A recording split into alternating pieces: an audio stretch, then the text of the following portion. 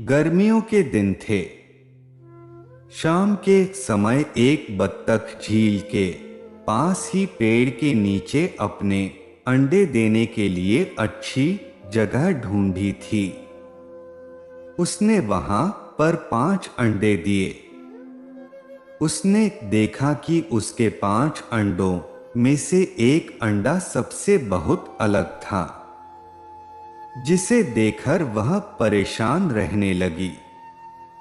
उसने अंडों से बच्चों के बाहर आने तक का इंतजार किया। फिर एक सुबह उसके 4 अंडों में से उसके 4 नन्हे बच्चे बाहर आ गए।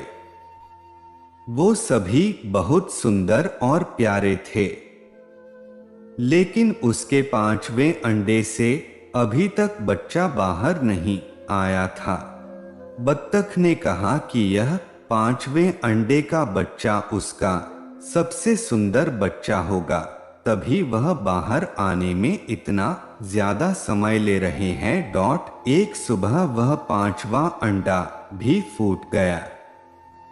उसमें से एक बदसूरत बत्तख का बच्चा निकला। बत्तख का यह बच्चे अपने बाकी के चारों भाई बहनों से बहुत बड़ा और बदसूरत था। यह देखकर बत्तख मां बहुत उदास हो गई। उसे उम्मीद थी कि शायद कुछ दिनों बाद वह बदसूरत बत्तख भी अपने भाई बहनों की तरह सुंदर हो जाएगा। कई दिन बीत जाने के बाद भी वह बत्तख बदसूरत ही रहा।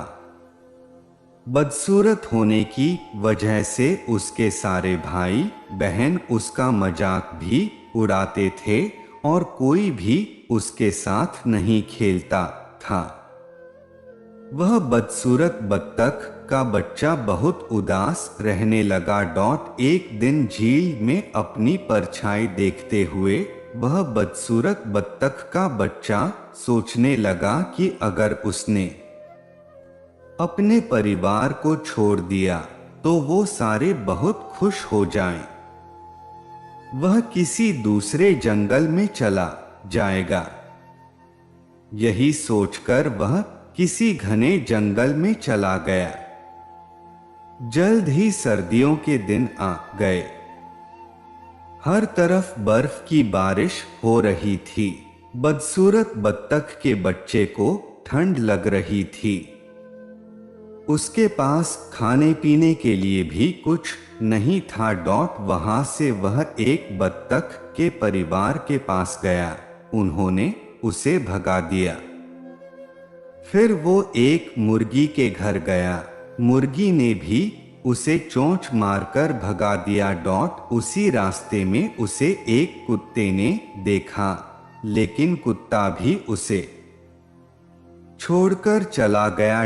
बदसूरत बत्तख उदास मन से सोचने लगा कि वह इतना बदसूरत है कि कुत्ता भी उसे नहीं खाना चाहता है। उदास होकर वह बदसूरत बत्तख का बच्चा फिर से जंगल जाने लगा। रास्ते में उसे एक किसान दिखाई दिया। वह किसान उस बदसूरत बत्तख को अपने घर ले गया। वहां पर उसे एक बिल्ली परेशान करने लगी, तो वह वहां से भी भाग गया और फिर से एक जंगल में रहने लगा। कुछ ही दिनों में बसंत का मौसम आ गया। अब वह बदसूरत बत्तख भी काफी बड़ा हो गया था। एक दिन वह एक नदी के किनारे टहल रहा था। वहां पर उसने एक सुंदर राजहंसी को देखा, जिससे उसे प्यार हो गया। लेकिन फिर उसे लगा कि वह एक बदसूरत बत्तख है, इसलिए उसे वह राजहंसी कभी नहीं मिलेगी। शर्म से उसने अपना सिर झुका लिया। तभी उसने नदी के पानी में अपनी परछाई देखी और वह हैरान हो गया। उसने देखा अब वह बहुत बड़ा हो गया है और एक सुंदर राजहंस में बदल गया है। उसे यह एहसास हो गया कि वह एक हंस है। तभी वह अपने बाकी के बत्तख भाई बहनों से काफी अलग था। जल्द ही उस बदसूरत बत्तख से राजहंस बने उस हंस ने हंसनी से शादी कर ली और दोनों खुशी खुशी रहने लगे। कहानी से सीख, सही समय आने पर हर कोई अपनी सही पहचान कर सकता है।